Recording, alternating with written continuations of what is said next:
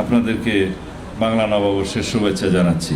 আজকের এই কৃষকদের কৃষক কার্ড দেওয়ার মধ্য দিয়ে আমরা কয়েকটি বিষয় আমাদের দেশবাসীর সামনে, জাতির সামনে উন্মুক্ত করেছি। এক, বিএনপি প্রতিশ্রুতি দেয়, প্রতিশ্রুতি রাখে। ভোটের কালিমোচনের আগেই আমরা প্রতিশ্রুতি পালন করা, নির্বাচনী ম্যানিফেস্টো পালন করা, রক্ষা শুরু করেছি। প্রথম আমরা কৃষকদের জন্য 10,000 টাকা কৃষি লোন সুদ সহ মওকুফ করেছি। আমরা যেই রাজস্বটা ঘাটতি হয়েছে, যে অর্থ ব্যয় হয়েছে ব্যাংকিং খাতে, সেটা আমরা সরকারের পক্ষ থেকে আমরা আদায় করেছি।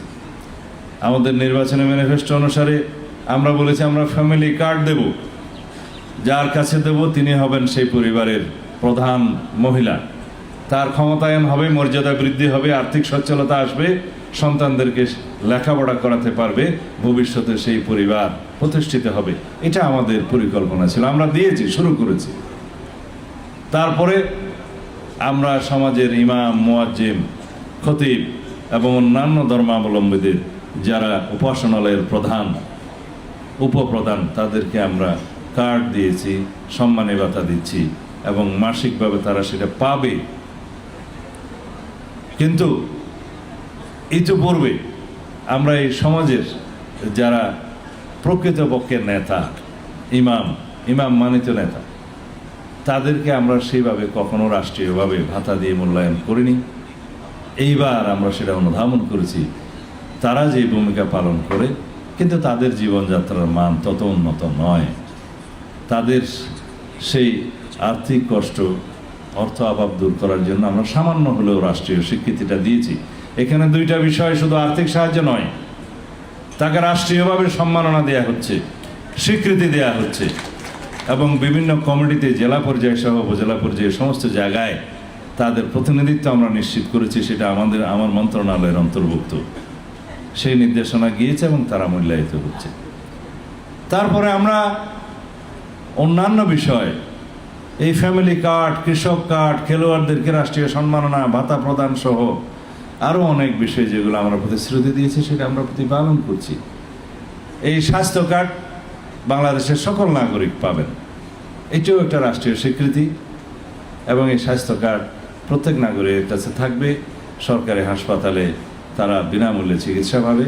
সবচেয়ে বেশি সুবিধা যেটা, তা হচ্ছে যদি কোনো গরিব ভাই বোন যারা অর্থকষ্টে আছেন, উন্নত চিকিৎসা পান না, অথচ তার একটি জটিল অসুস্থতা আছে, রোগ আছে, ব্যাধি আছে, তাকে প্রাইভেট হসপিটালে উন্নত চিকিৎসা করার জন্য রাষ্ট্রীয় সাবসিডিতে ব্যবস্থা করা হবে।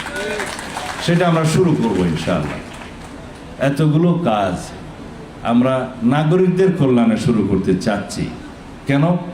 রাষ্ট্রের সকল নাগরিক যদি সমৃদ্ধ হয়, তাহলে দেশ সমৃদ্ধ হবে, জাতি সমৃদ্ধ হবে।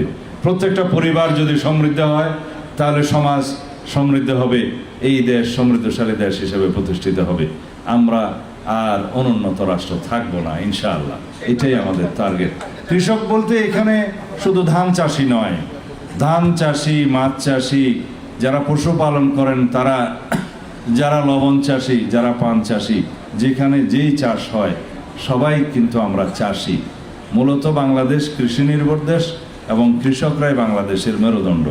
সুতরাং তাদের মেরুদণ্ড শক্তিশালী হলে অর্থনীতি শক্তিশালী হবে এবং জাতির মেরুদণ্ড শক্তিশালী হবে। আমরা সেই চিন্তা থেকেই এই উদ্যোগটা গ্রহণ করেছি। এই জাতির শিক্ষা ব্যবস্থাতে আমরা ব্যাপক একটা বৈপ্লবিক পরিবর্তন আনতে চাই।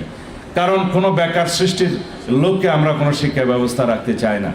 এই দেশের প্রত্যেকটা শিক্ষিত যুবক যুবতী, শিক্ষার্থী সবাই যাতে কর্মক্ষম হাতে পরিণত হয়, যারা দুই হাতে কাজ করতে পারে, সেরকম শিক্ষা ব্যবস্থা আমরা প্রণয়ন করছি। এবং সেই শিক্ষা ব্যবস্থার প্রাথমিক পর্যায় থেকে মাধ্যমিক এবং উচ্চ মাধ্যমিক পর্যন্ত সবাইকে একটি তৃতীয় ভাষা এবং একটি কারিগরি শিক্ষায় প্রশিক্ষণ নিতে হবে বাধ্যতামূলকভাবে। খেলাধুলায় অংশগ্রহণ করতে হবে। তাহলে পরে আজকে আমরা শুরু করলাম, 10 বছর পরে আমরা সেই উৎপাদনটা পাবো।